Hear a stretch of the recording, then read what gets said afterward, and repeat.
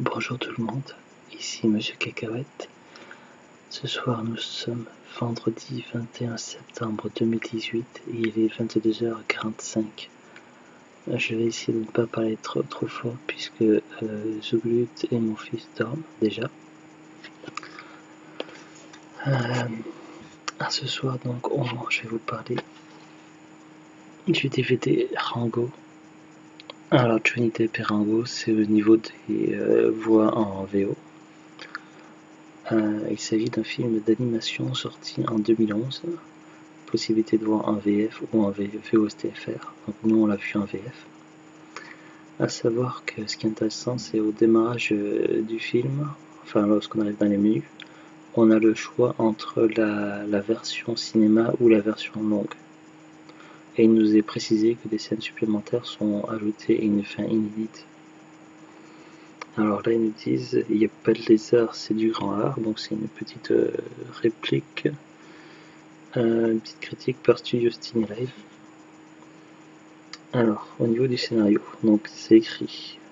Alors, il y a des citations hilarant par Witchmag. Les images sont sublimes par le monde des ados. Fou rire garanti par Witchmag, avec Johnny Depp dans la peau de Rango, un drôle de caméléon qui rêve d'aventure. Perdu dans le désert, il rencontre d'étonnantes créatures dans une petite ville qui souffre d'une terrible sécheresse. Pour sauver ses nouveaux amis, Rango deviendra-t-il le héros qu'ils attendaient tous?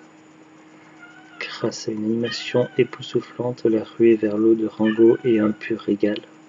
La scène critique par 20 minutes. Retrouver la fin inédite. Bonus, découvrez 10 scènes inédites et rencontrez les créatures de poussière. Et au dos du perso.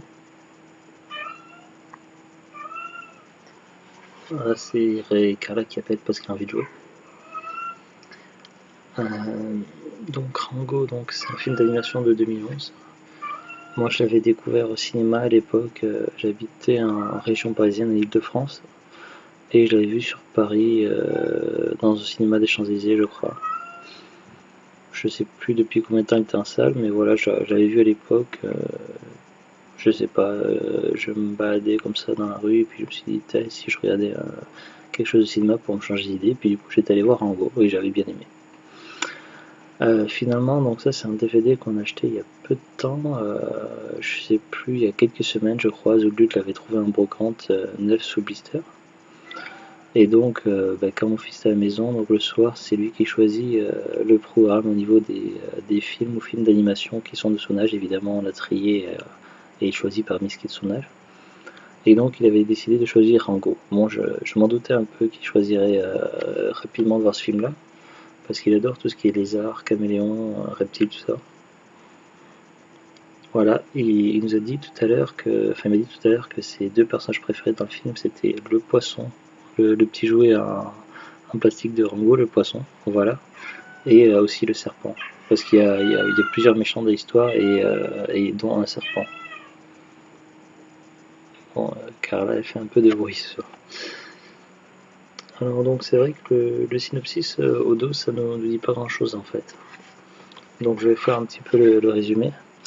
Donc en fait Rango c'est un caméléon qui était dans une sorte d'aquarium, qui se trouvait dans une voiture, certainement pour un déménagement, et malheureusement donc il y avait un animal qui avait traversé la route, un opossum. C'est je crois le personnage préféré de Zulu parce qu'elle en parle beaucoup de ce fameux opossum. Et donc le fait est qu'il y avait un opossum qui traversait la route, donc du coup la voiture a dû freiner brusquement, donc je crois que c'est un truc comme ça à peu près, et l'aquarium ainsi que Rango sont passés par-dessus bord, l'aquarium s'est cassé et Rango s'est retrouvé donc dans le désert. Et le problème dans le désert, le premier problème qu'il a constaté, c'est qu'il fait chaud et ça manque d'eau. Donc il a discuté avec cet opossum qui était toujours en vie, et finalement il est allé rejoindre une ville qui était créée et gérée par des animaux qui parlent. Donc il y a différents types d'animaux, donc il y a une femme lézard, il y a une petite souris, il y a un chat, il y a des animaux à plumes, et il y a également aussi donc des animaux qui ne sont pas très très gentils. Alors, je vais pas spoiler l'histoire, mais bon, on a parmi les méchants, on a un faucon, on a un serpent. Après, c'est vrai qu'il y a des méchants qu'on sait pas qui sont méchants au début, mais on s'en doute un peu, donc ça, je vais pas trop plus trop spoiler. Il y a des méchants qui sont finalement après qui c'était pas vraiment méchants, mais c'était parce qu'il y avait le problème d'eau, donc voilà, qui finalement ils sont plutôt gentils après. Et, et donc lorsqu'ils se retrouvent dans cette ville, donc notre personnage Rango, il se trouve qu'il y a rapidement un problème, c'est que les réserves d'eau sont au plus bas et l'eau ne coule plus depuis un moment dans la ville, on ne sait pas trop pourquoi, quel est ce mystère. Et du coup, c'est un vrai problème. En plus de ça, donc il y a des bandits, il y a des méchants, tout ça, et donc ils ont besoin d'un shérif pour les aider, pour leur donner le moral, pour les guider, tout ça. Et Rango, donc c'était un personnage qui vivait tout seul avant dans son aquarium, qui se racontait des histoires, tout ça.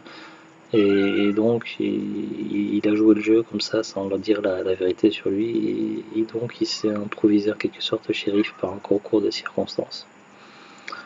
Malheureusement, devenir un héros n'est pas si facile que ça, et donc il va rencontrer quelques problèmes. Voilà. Après, je vais pas spoiler toute l'histoire, mais voilà, en gros, la trame principale. Il y a des références, donc il paraît qu'il y a certaines références. Si j'en crois Wikipédia, il y aurait des références à, alors, à Las Vegas Parano, à Pirates des Caraïbes, à Apocalypse Now, Trilogie du Dollar, Star Wars, Jurassic Park, Django. Je suis pas certain d'avoir vu moi-même ces références-là dans le film, en sachant que je l'avais vu au cinéma, donc en version cinéma, et puis bah là pour changer un peu, pour voir ce qui changeait, donc on a décidé de le voir ce soir-là en version longue.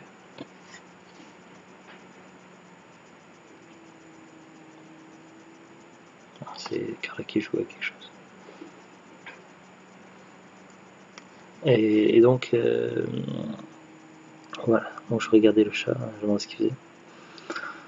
Donc pour changer, donc j'essaie de le regarder, on l'a regardé en version longue tous ensemble, donc le film. Du coup, il nous a semblé voir certaines scènes qu'on ne connaissait pas. Donc, mon fils avait déjà vu Rango donc chez ses grands-parents en DVD.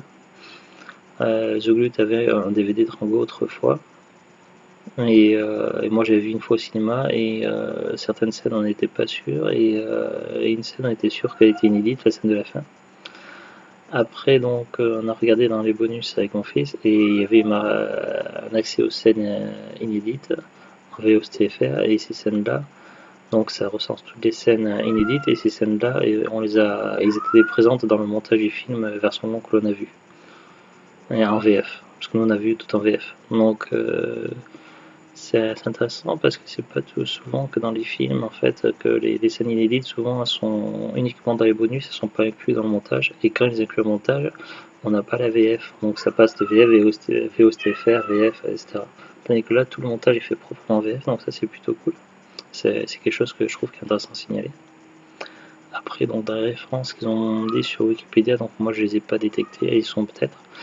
Par contre, moi j'ai vu une référence qui n'est pas mentionnée sur Wikipédia, c'est une référence à la Dune, une réplique que dit le maire de la ville par rapport à celui qui contrôle l'eau, qui contrôle tout ça. La référence pour moi est flagrante, c'est clairement un clin d'œil à Dune, puisque tout le monde sait que dans Dune, celui qui contrôle les pistes contrôle tout. Donc voilà, pour moi, c'est une référence qui mérite d'être soulignée et qui n'était pas mentionnée sur Wikipédia. Donc voilà. Après, ce qui est intéressant donc, pour ceux qui regardent le film en VOSTFR et non pas en VF comme nous, au niveau des doubleurs originaux, donc il y a Johnny Depp, dans les connus, Alfred Molina, Timothy Olyphant. Après, c'est des doubleurs que je connais pas moi. Au niveau des voix françaises, il n'y a aucun nom qui me parle. En tout cas, les voix françaises sont très bonnes.